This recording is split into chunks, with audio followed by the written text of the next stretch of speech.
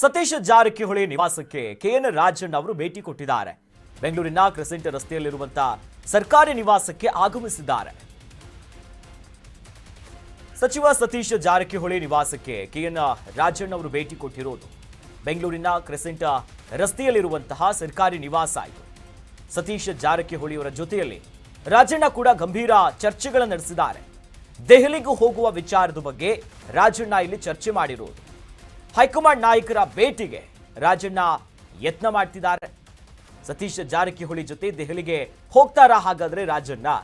ಅದ್ರ ಬಗ್ಗೆ ಸರ್ಕಸ್ಗಳಾಗ್ತಿದೆ. ಕೆಪಿಸಿಸಿ ಅಧ್ಯಕ್ಷ ಸ್ಥಾನಕ್ಕೆ ಪೈಪೋಟಿಯನ್ನ ನಡೆಸ್ತಿದ್ದಾರೆ.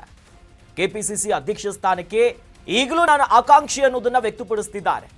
ನಾನು ಆಕಾಂಕ್ಷಿ ಅಂತ ಕೆಎನ್ ರಾಜಣ್ಣ ಅವರು ಹೇಳ್ತಿರೋದು. ಸದ್ಯದ ಮಟ್ಟಿಗೆ ಕಾಂಗ್ರೆಸ್ನಲ್ಲಿ ಮತ್ತೊಂದು ದೊಡ್ಡ ಮಟ್ಟದ ಕ್ರಾಂತಿ ಆಗುತ್ತಾ ಅನ್ನುವಂಥ ಕುತೂಹಲ ನೋಡಿ ದೃಶ್ಯದಲ್ಲಿ ಗಮನಿಸ್ತಾ ಇದೀವಲ್ಲ. ಸತೀಶ್ ಜಾರಕಿಹೊಳಿ ಅವರ ನಿವಾಸಕ್ಕೆ ಕೆಎನ್ ರಾಜಣ್ಣ ಅವರು ಭೇಟಿ ಕೊಟ್ಟಿರೋದು. ಅವರ ಸರ್ಕಾರಿ ನಿವಾಸಕ್ಕೂ ಹೋಗಿದ್ದಾರೆ.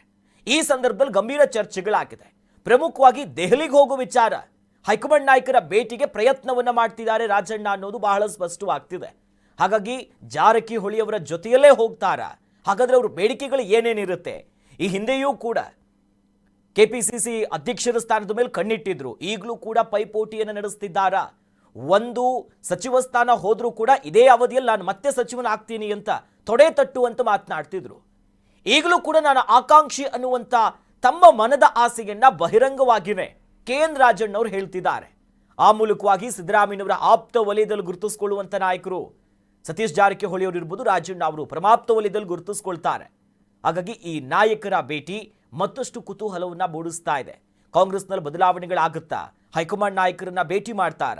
ಒಂದು ವೇಳೆ ರಾಜಣ್ಣ ಅವರು ಹೈಕಮಾಂಡ್ ನಾಯಕರನ್ನ ಭೇಟಿ ಮಾಡೋದಾದ್ರೆ ಸತೀಶ್ ಜಾರಕಿಹೊಳಿ ಅವರ ನೇತೃತ್ವದಲ್ಲಿ ಅಥವಾ ಅವರ ಜೊತೆಯಲ್ಲಿ ಹೋಗಿ ಹೈಕಮಾಂಡ್ ನಾಯಕರ ಮನವೊಲಿಸುವಂತ ಕೆಲಸಕ್ಕೆ ಇವರು ಮುಂದಾಗ್ತಾರ ಅನ್ನೋದನ್ನ ಕಾದ್ ನೋಡಬೇಕು.